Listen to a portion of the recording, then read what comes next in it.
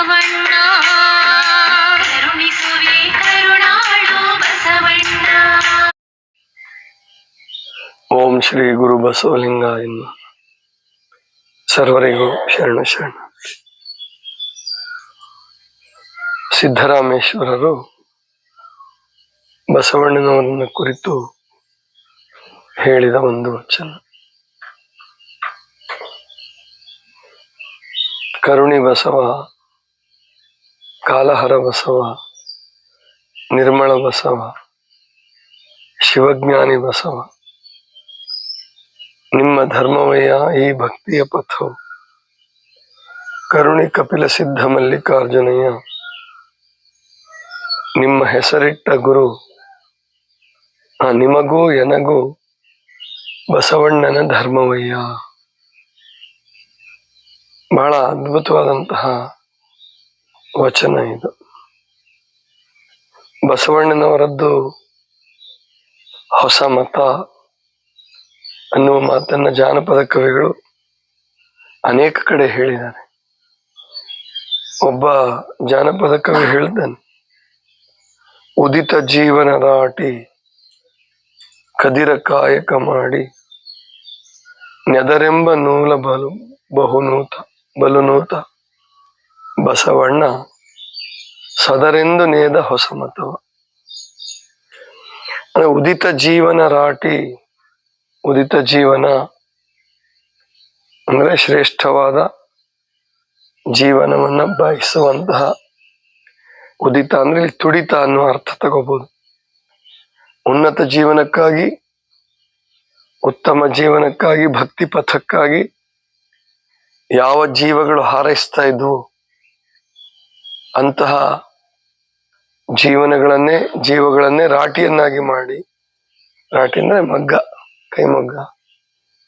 ಉದಿತ ಜೀವನ ರಾಟಿ ಕದಿರ ಕಾಯಕ ಮಾಡಿ, ಆ ಮಗ್ಗಕ್ಕೆ ಕದಿರು ಬೇಕಲ್ಲ, ಅದು ಯಾವ್ದಪ್ಪ ಅಂದ್ರೆ ಕಾಯಕ. ಉದಿತ ಜೀವನ ರಾಟಿ ಕದಿರ ಕಾಯಕ ಮಾಡಿ ನೆದರೆಂಬ ನೂಲ ಬಲುನೂತ.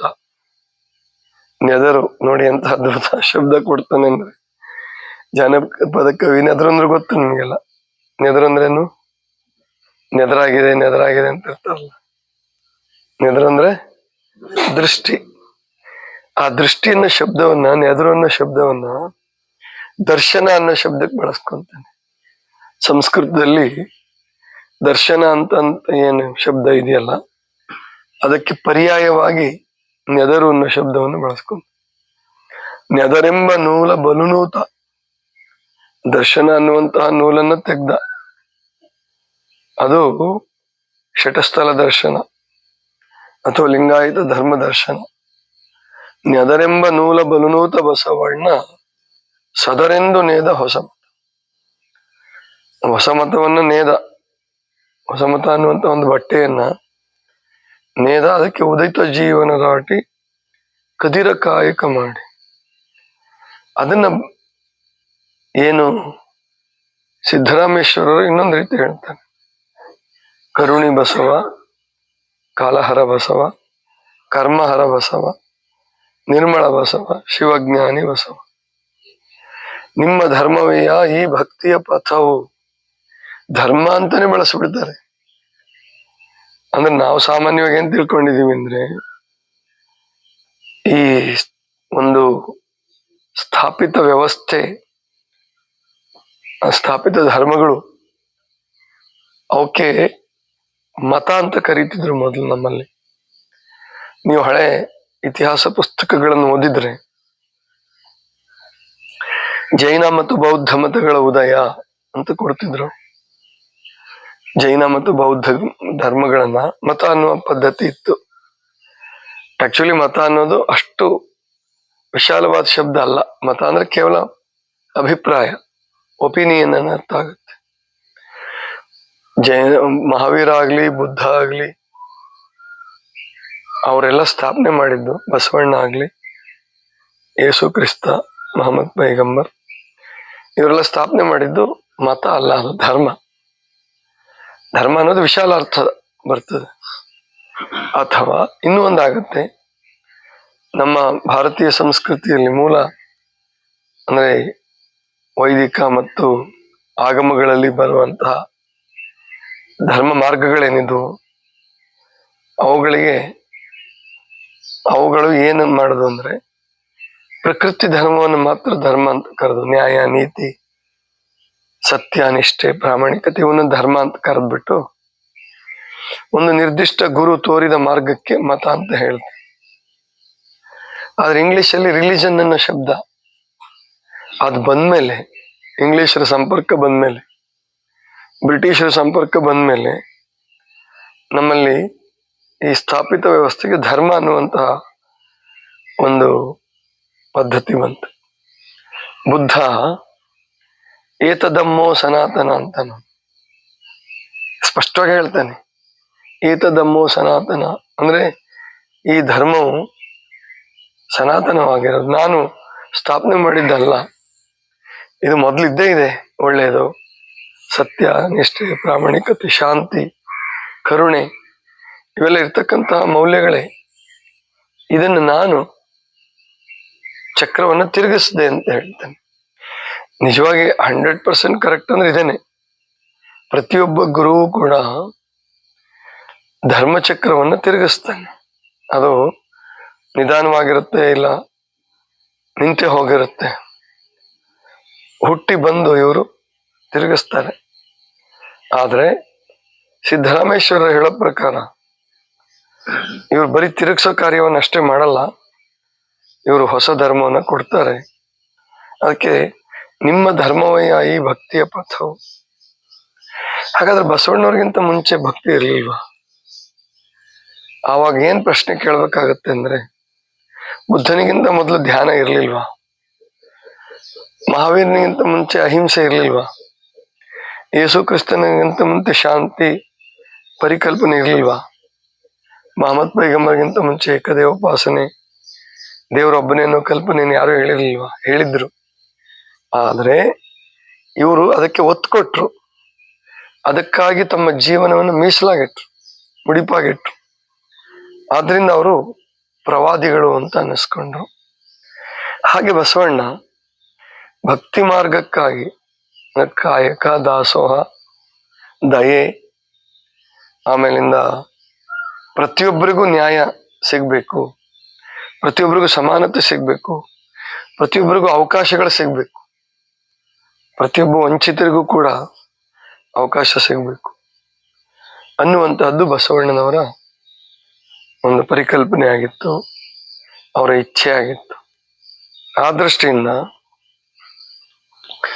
ಈ ಭಕ್ತಿ ಪಥದಲ್ಲಿ ಇದ್ದಂತಹ ಅನೇಕ ದೋಷಗಳನ್ನು ತೆಗೆದು ಎಲ್ಲರಿಗೂ ಸರ್ವಸಮಾನತೆ, ಸರ್ವಸಮಾನ ಭಾವವನ್ನ ಕೊಟ್ರು. ಅದಕ್ಕೆ ಅವರು ಮೊದಲು ಬಸವಣ್ಣನವರ ಗುಣಗಳನ್ನು ಹೇಳ್ತಾರೆ. ಕರುಣಿ ಬಸವ, ಕಾಲಹರ ಬಸವ, ಕರ್ಮಹರ ಬಸವ, ನಿರ್ಮಳ ಬಸವ, ಶಿವಜ್ಞಾನಿ ಬಸವ. ಕರುಣಿ ಬಸವಣ್ಣನವರು ಯಾಕೆ ಈ ಭಕ್ತಿಯ ಪಥವನ್ನ ಸ್ಥಾಪನೆ ಮಾಡಕ್ ಪ್ರಯತ್ನ ಪಟ್ರು ಅಂದ್ರೆ, ಕರುಣಿಗಳಾಗಿದ್ರು. 8 ವರ್ಷದ ಬಾಲಕನಿಗೆ ಆಟ ಆಡೋ ವಯಸ್ಸನ್ನು ಆವಾಗ ಅವ್ರಿಗೆ ಕಲ್ಪನೆ ಬಂತು. ಅದಕ್ಕಿಂತ ಮುಂಚೆನೆ ಕೆಲವು ದಯೆ ಕೆಲಸ ಮಾಡಿದ್ರು. ಒಬ್ಬ ಸಹಪಾಠಿ ನೀರಲ್ಲಿ ಬಿದ್ದಾಗ, ಒಂದು ಕೊಳದಲ್ಲಿ ಬಿದ್ದಾಗ ಧೈರ್ಯವಾಗಿ ಧುಮುಕಿ ಅವನನ್ನ ಮೇಲೆ ತೆಗೆದು ಅವನನ್ನು ಬದುಕಿಸುವ ಕಾರ್ಯವನ್ನು ಮಾಡ್ತಾರೆ ಬಸವಣ್ಣವರು. ಅಂದ್ರೆ ಆ ಕರುಣೆ ಮತ್ತು ಧೈರ್ಯ ಎರಡು ಒಟ್ಟಿಗೆ ಇರಲ್ಲ. ಧೈರ್ಯ ಇದ್ದವರಿಗೆ ಕರುಣೆ ಇರೋದಿಲ್ಲ. ಸ್ವಲ್ಪ ಕ್ರೂರಿಗಳು, ಸ್ವಾರ್ಥಿಗಳು, ಅಹಂಕಾರಿಗಳು ಇರ್ತಾರೆ ಧೈರ್ಯ ಇದ್ದವ್ರು. ಕರುಣೆ ಇದ್ದವ್ರಿಗೆ ಧೈರ್ಯ ಇರಲ್ಲ. ಕರುಣೆಗಳಾಗಿದ್ದವರು, ಕರುಣೆ ಜೀವ ಅಳವಡಿಸ್ಕೊಳ್ಳೋರು, ಅವ್ರು ಸ್ವಲ್ಪ ಸಮಾಧಾನವರು, ಮತ್ತೆ ಭಯ, ಏನ್ ಮಾಡ್ಬೇಕು ಅನ್ನೋದೇ ಗೊತ್ತಾಗಲ್ಲ ಅವ್ರಿಗೆ. ಒಮ್ಮೆಗೆ ನೀರಲ್ಲಿ ಬಿದ್ದ ಕೂಡಲೇ ಅವ್ರು ಏನ್ ಮಾಡ್ಬೇಕು ಅಂತ ನಿರ್ಣಯ ಮಾಡೋತ್ತಿಗೆ ಆ ಜೀವ ಹೊರಟೋಗ್ಬಿಟ್ಟಿರುತ್ತೆ. ಆದ್ರೆ ಬಸವಣ್ಣನಲ್ಲಿ ಇವೆರಡೂ ಕೂಡ ಸಮ್ಮಿಲಿತವಾಗಿದ್ದು, ಕರುಣೆ ಮತ್ತು ಧೈರ್ಯ. ಕರುಣಿ ಬಸವ, ಕಾಲಹರ ಬಸವ.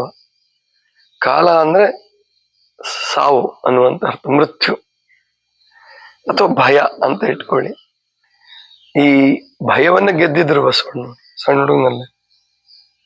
ಅದಕ್ಕೆ ದೊಡ್ಡವರಾದ್ಮೇಲೂ ಕೂಡ ಅವರು ಅಂದ್ರೆ ಮತವನ್ನ ಸ್ಥಾಪನೆ ಮಾಡುವ, ಧರ್ಮವನ್ನು ಸ್ಥಾಪನೆ ಮಾಡುವ ವಿಷಯವನ್ನ ಯಾರಿಗೂ ಹೆದರ್ಕೊಳ್ಳಲ್ಲ. ಜೊತೆಗೆ ದೇವರು ಅವರಿಗೆ ಅಷ್ಟೇ ನೆರವು ಮಾಡಿಕೊಟ್ಟಿದ್ದ. ಜನ ಸಂಪತ್ತು, ಧನ ಸಂಪತ್ತು, ಅಧಿಕಾರ ಸಂಪತ್ತು ಎಲ್ಲವೂ ಕೂಡ ಅವರಿಗೆ ಸಿಕ್ಕಿತ್ತು. ಆದ್ರೆ ಅದನ್ನ ಅವರು ದುರುಪಯೋಗ ಮಾಡಲಿಲ್ಲ. ಅದೇ ಕರುಣೆಯಿಂದನೇ ಬಳಸಿದ್ರು. ಯಾರ ಮೇಲೂ ಹೊಡೆದಾಟಕ್ಕಾಗ್ಲಿ ಬಡದಾಟಕ್ಕಾಗ್ಲಿ ಇಂಥವ್ರನ್ನ ತೆಗೆದುಬಿಡಿ, ಇವ್ರು ನಮಗೆ ಅಡ್ಡ ಇದ್ದಾರೆ, ಇವ್ರು ನಮ್ಮ ಧರ್ಮಕ್ಕೆ ಅಡ್ಡ ಇದ್ದಾರೆ, ಇವ್ರನ್ನ ಮುಗಿಸ್ಬಿಡೋಣ, ಈಗಿನ ಕೆಲವ್ರು ಇದ್ದಾರೆ ಅಂತ ಅಡ್ಡಿ ಬಂದ್ರು ಅಂತಂದ್ರೆ ಅವ್ರನ್ನ ತೆಗೆದು ಹಾಕ್ಬಿಡೋಣ, ಅಂತಹ ಕೆಲಸವನ್ನ ಬಸವಣ್ಣವ್ರು ಮಾಡಲಿಲ್ಲ. ಅವತ್ತು ಅಂದ್ರೆ ತಾವು ಉಚ್ಚರಾಯ ಸ್ಥಿತಿಯಲ್ಲಿ ಇದ್ದಾಗಲೂ ಕೂಡ ಅನುಭವ ಮಂಟಪವನ್ನು ಸ್ಥಾಪನೆ ಮಾಡಿ ಸಾವಿರಾರು ಜನ, ಲಕ್ಷಾಂತರ ಜನ ಅವರ ಅನುಯಾಯಿಗಳಾದಾಗ್ಲೂ ಕೂಡ ಅದೇ ಕರುಣೆ, ಅದೇ ಶಾಂತಿ, ಅದೇ ಸೈರಣಿ ಮನೋಭಾವ ಇತ್ತು. ಯಾರನ್ನು ಕೊಲ್ಲುವ ಕೆಲಸವನ್ನ ಮಾಡಲಿಲ್ಲ, ಕೊಲ್ಲಿಸುವ ಕೆಲಸವನ್ನ ಮಾಡಲಿಲ್ಲ. ಆದ್ರಿಂದ ಕರುಣಿ ಬಸವ, ಕಾಲಹರ ಬಸವ ಅಂದ್ರೆ ಸಾವನ್ನ ಅವರು ಪರಿಹರಿಸಿದ್ರೆ ಹೊರತು ಯಾರಿಗೂ ಸಾವನ್ನ ತರಲಿಲ್ಲ. ಸಾವನ್ನ ಗೆದ್ರು, ಸಾವನ್ನ ಪರಿಹರಿಸಿದ್ರು, ಎಷ್ಟೋ ಜನ ಸತ್ತವರನ್ನ ಬದುಕಿಸಿದ್ರು. ಕಾಲಹರ ಬಸವ, ಕರ್ಮಹರ ಬಸವ. ಕರ್ಮ ಅಂದ್ರೆ ಬಂಧನ. ಎಲ್ಲಿ ಬಂಧನ ಇದೆಯೋ ಅಲ್ಲಿ ಕರ್ಮ ಇದೆ. ಭಗವದ್ಗೀತೆಯಲ್ಲಿ ಕರ್ಮವನ್ನ ಮಾಡು, ಒಳ್ಳೆ ಕೆಲಸ ಮಾಡು, ನಿರ್ಲಿಪ್ತವಾಗಿ ಮಾಡು, ಅಥವಾ ನಿರ್ಲಿಪ್ತವಾಗಿ ಮಾಡೋದೇ ನಿಜವಾದ ಕರ್ಮ, ಸತ್ಕರ್ಮ ಅಂತ ಬಳಸ್ತಾರೆ.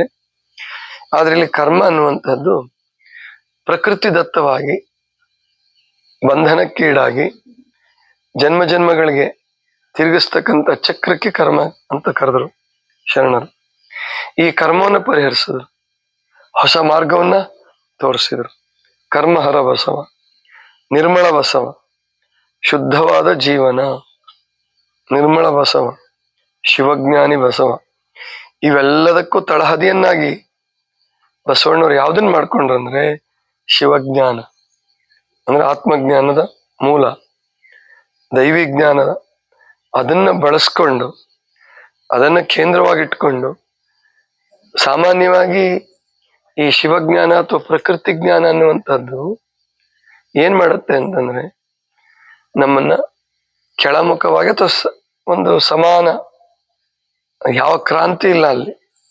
ಸುಮ್ಮನೆ ಹುಟ್ಟೋದು, ಹಸಿವಾದಾಗ ಉಣ್ಣೋದು, ಶರೀರ ಬೆಳೆಯುತ್ತೆ, ಯೌವನದ ವಿಕಾರ, ಮುಪ್ಪಿನ ರೋಗ ಇವನ್ನೆಲ್ಲ ಅನುಭವಿಸಿ ಸಾಯ್ತಕ್ಕಂಥದ್ದು ಪ್ರಕೃತಿ ಧರ್ಮ. ಆದ್ರೆ ಇದನ್ನ ಮೀರಿ ಅವರು ದಿವ್ಯ ಜ್ಞಾನ, ಶಿವಜ್ಞಾನದ ಆಧಾರದ ಮೇಲೆ ಸಾವು ಮತ್ತು ಭಯಗಳನ್ನ ಗೆದ್ದಂತಹ ಒಂದು ವಿಶೇಷವಾದಂತಹ ವಿಶಿಷ್ಟವಾದ ಭಕ್ತಿ ಪಥವನ್ನ, ಧರ್ಮ ಮಾರ್ಗವನ್ನ ತೋರಿಸಿದ್ರು ಬಸವಣ್ಣವರು. ಅದನ್ನ ಸಿದ್ದರಾಮೇಶ್ವರರು ಹೇಳಿ, ನಿಮ್ಮ ಧರ್ಮವಯ್ಯ ಈ ಭಕ್ತಿಯ ಪಥವು ಕರುಣಿ ಕಪಿಲ ಸಿದ್ಧ ಮಲ್ಲಿಕಾರ್ಜುನಯ್ಯ, ನಿಮಗೂ ಎನಗೂ ಬಸವಣ್ಣನ ಧರ್ಮವಯ್ಯ. ಇದು ನಮ್ಗೆ ಅರ್ಥ ಆಗೋದಿಲ್ಲ. ನಿಮಗೂ ಎನಗೂ, ಆನು ನೀನು ಅಂದ್ರೆ ಬಸವ ಬಸವ ಎನ್ನುತ್ತಿರ್ದೇವಯ್ಯ ಅಂತಾರ ಪ್ರಭುದೇವರು. ಅದಕ್ಕೆ ಮಾತಾಜಿಯವರು ಬಸವಣ್ಣನ ದೇವರು ನೆನೆಸ್ಬೇಕು, ಯಾಕಂದ್ರೆ ದೇವರ ಪರಿಚಯವನ್ನು ಮಾಡಿಕೊಟ್ಟವರು ಬಸವಣ್ಣನವರು ಅಂತೆಲ್ಲ ಹೇಳಿದ್ದಾರೆ. ಆದ್ರೆ ಅದನ್ನ ಪೂರ್ಣವಾಗಿ ಒಪ್ಪಕ್ ಸಾಧ್ಯ ಆಗ್ತಾ ಇಲ್ಲ. ಯಾಕೆಂದ್ರೆ ಅನಂತ ಕೋಟಿ ಬ್ರಹ್ಮಾಂಡಗಳನ್ನ ನಿರ್ಮಿಸಿದಂತಹ ಪರಮಾತ್ಮ ಮಹಾಲಿಂಗ ಬಸವಣ್ಣನವರನ್ನ ಸ್ಮರಿಸ್ಬೇಕು ಅನ್ನುವಂತಹ, ಸ್ಮರಿಸ್ತಾನೆ ಅಥವಾ ಕೃತಜ್ಞನಾಗಿರ್ಬೇಕು ಅನ್ನುವ ವ್ಯಾಖ್ಯಾನ ಏನಿದೆ ಅದು ಸರಿಯಾದ ವ್ಯಾಖ್ಯಾನ ಅಲ್ಲ. ನಾವು ಬಸವಣ್ಣನವರನ್ನ ಸ್ಮರಿಸೋದು ಸರಿ, ಆದ್ರೆ ಆನು ನೀನು ಬಸವ ಎನ್ನುತ್ತಿರ್ದೇವಯ್ಯ ಅಂತಾರಲ್ಲ, ಅದೇನು ಅನ್ನೋದನ್ನ ಇನ್ನು ಪೂರ್ಣವಾಗಿ ಅರ್ಥ ಮಾಡ್ಕೊಳಕ್ ಆಗಿಲ್ಲ. ನೋಡೋಣ ಅದೇನಿದೆಯೋ. ಈಗ ಸದ್ಯಕ್ಕೆ ನೀನು ಅಂದ್ರೆ ಇಲ್ಲಿ ಭಕ್ತ ಜನಾಂಗದ ಇಡೀ ಭಕ್ತ ಸಮೂಹ ಪರಮಾತ್ಮನ ಪ್ರತಿನಿಧಿ ಆದ್ರೆ ಅಲ್ಲಿ ನಾನು ಅಥವಾ ಎನಗೂ ನಿನಗೂ ಬಸವಣ್ಣನ ಧರ್ಮವಯ್ಯ ಈ ಅರ್ಥದಲ್ಲಿ ಅವರು ಬಳಸಿರಬಹುದಾ? ಅದನ್ನ ಹೀಗೆ ಅಂತ ಹೇಳಕ್ ಆಗಲ್ಲ. ಇನ್ನು ವಿಚಾರ ಮಾಡಿ ಸತ್ಯವನ್ನ ಕಂಡುಕೊಳ್ಳುವ ಪ್ರಯತ್ನವನ್ನ ನಾವು ಮಾಡೋಣ. ಒಟ್ಟಾರೆ ಒಂದು ಹೊಸ ಧರ್ಮ ಮಾರ್ಗವನ್ನ ಬಸವಣ್ಣನವರು ತೋರಿಸಿದ್ರು ಅನ್ನುವಂತಹದ್ರಲ್ಲಿ ಯಾವ ಸಂದೇಹ ಇಲ್ಲ. ಇದಿಷ್ಟು ಇವತ್ತಿನ ಚಿಂತನ. ಸರ್ವರಿಗೂ ಶರಣು ಶರಣ.